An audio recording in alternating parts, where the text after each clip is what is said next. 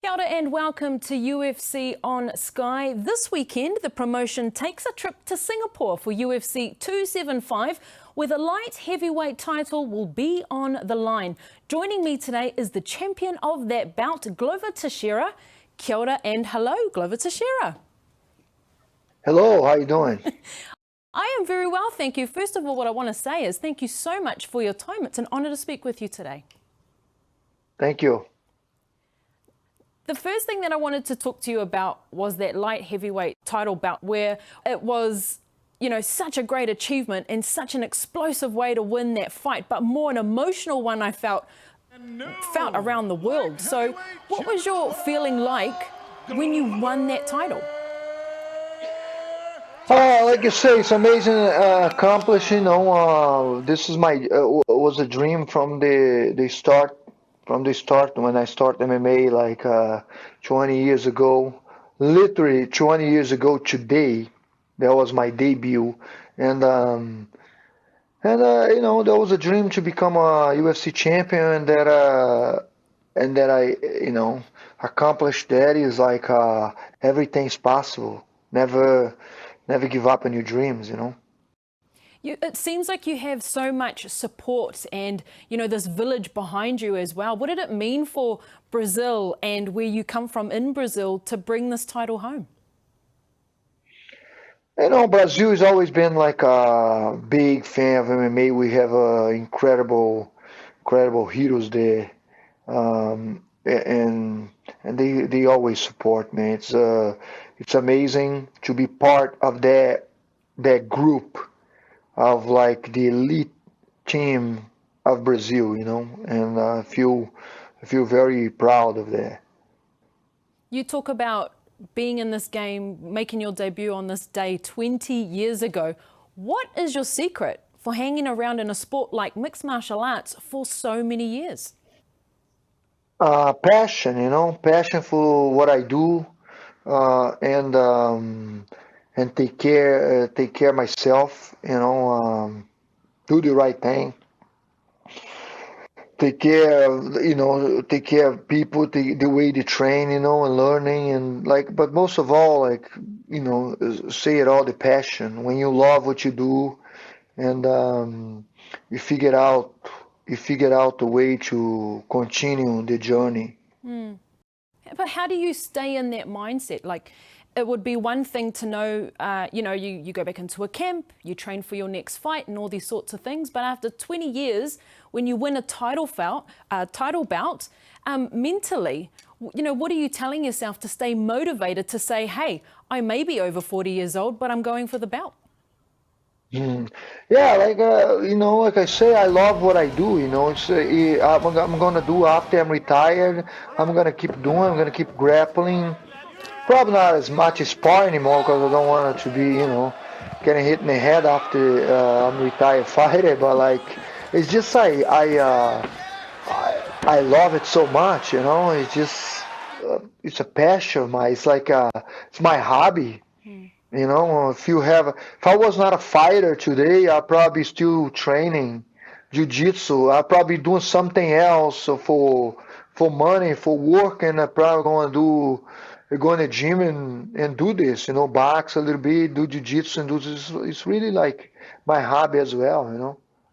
Where you're from, is this a normal sport to take part of? Because in New Zealand, down here in the Pacific, the sport is still growing in popularity. It's slowly becoming more normal across our country. But is it very normal in Brazil, why you've been able to compete in it for so many years and you'll be able to stick with it after retirement? Brazil, yes, but I went to United States when I was 19 years old, and because where I was born in Brazil was very small town, and we didn't have any gym or nothing there. So I started MMA when I was in the United States 20 years ago, and but Brazil is big, yeah. It's MMA, is soccer and UFC over there right now. What a place to be in. Hopefully we will catch up to that sooner or later. And obviously with shows like this and guests like you on here, we will make it even more normal for our audience. Look, it's not only you with a title fight or a title belt.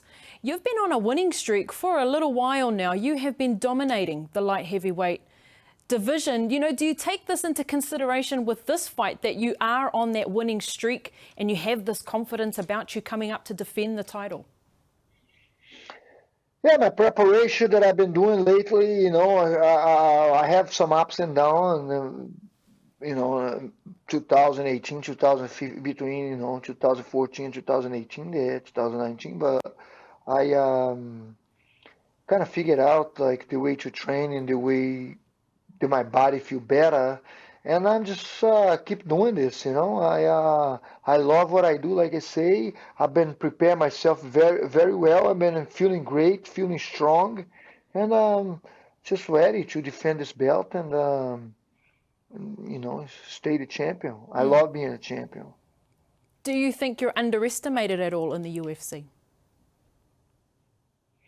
Yeah, sometimes, yeah, but like I don't mind that because you know, keep winning the fights. That's what's matter, right? But feel like because I guess that's normal, you know. When they see the age, they gonna think like that the younger guy is gonna beat me, you know. This guy's gonna be he's 42, he don't have it anymore, he can't make it, he's not gonna be at the title.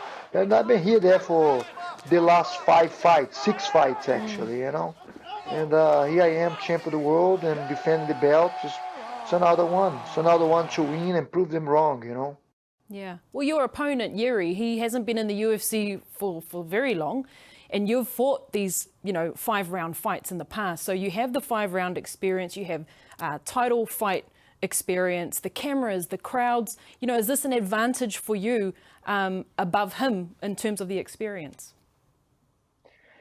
I don't like to make a judgment like that because we see, you know, we see what happened. For sure, it's an advantage for me. I've been there before, you know what I mean? It's like been that road before.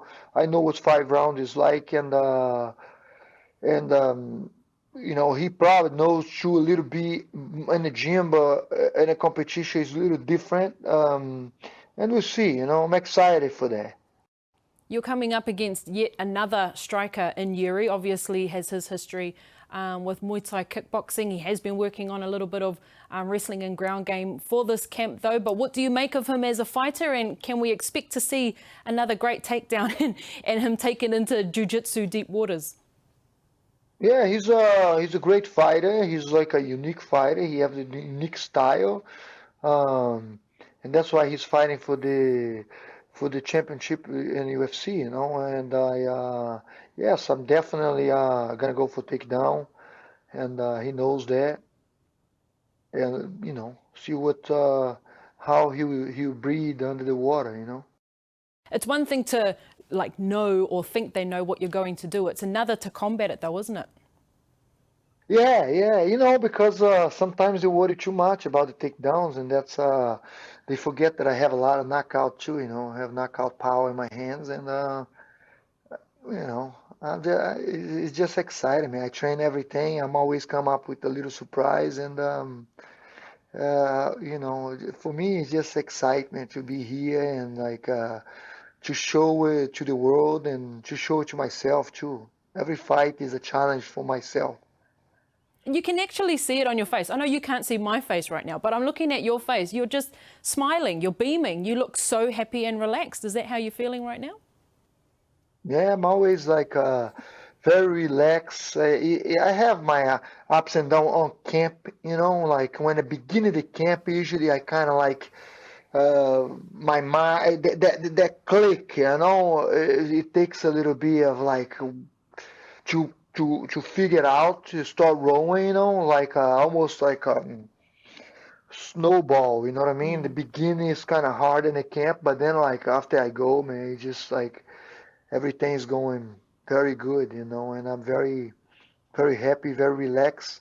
And this week, this is what I do. I just relax and I just um, the spirit, you know, control the spirit because the mind is there, the body is there.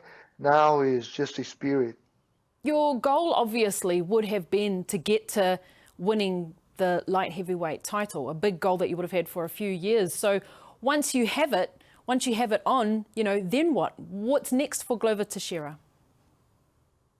Well, I have it on right now, and the next is to defend and to stay the champion. It's amazing feeling. It's great to be in the top of the mountain and just kick everybody out that wants to take my belt. Keep them away. The belt is mine.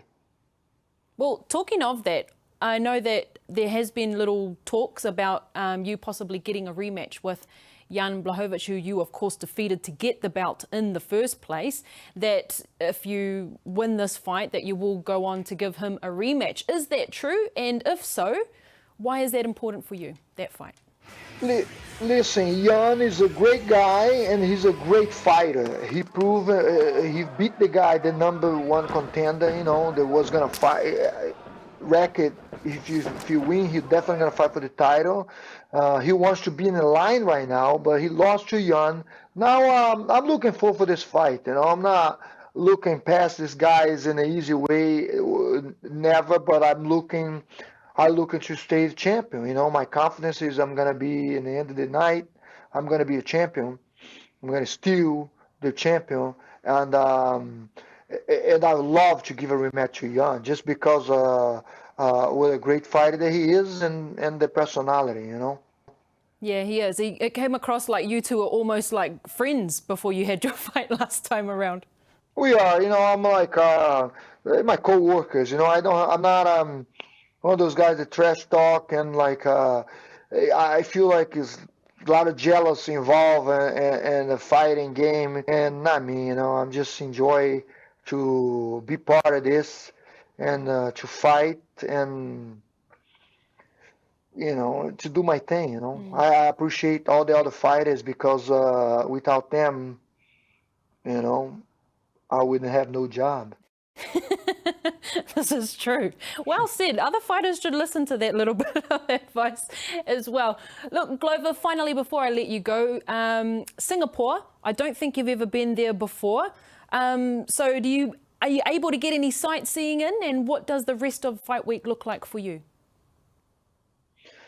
This week I kind of stay and relax in a hotel. I rest as much as I can. I got a weight cot, but I like to sit here and rest and relax. But I'm looking forward to know Singapore more and after the fight. I'm going to stay here a few days after. But it's beautiful so far. It's amazing. I love the weather. I love the trees and the flowers.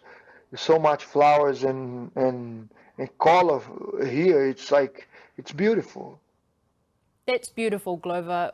Look, I'll leave it at that, and all the very best for the weekend ahead, and just know that us down here in New Zealand will be watching very closely. Thank you.